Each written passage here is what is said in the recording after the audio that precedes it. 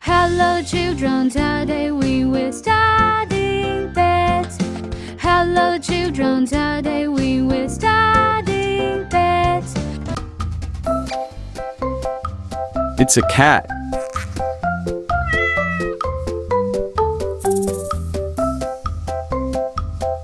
It's a rooster.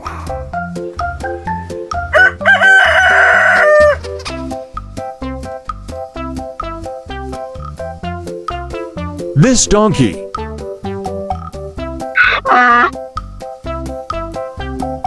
It's a duck.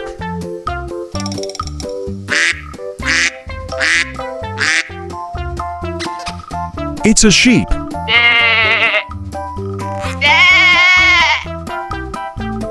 It's a horse.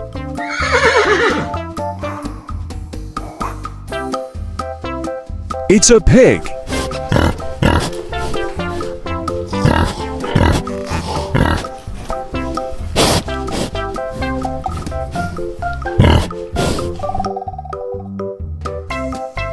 This is a dog. Dear children, we learned pets. What animals do you have at home? Write in the comments. I will be waiting for your reply. See you, my smart friends.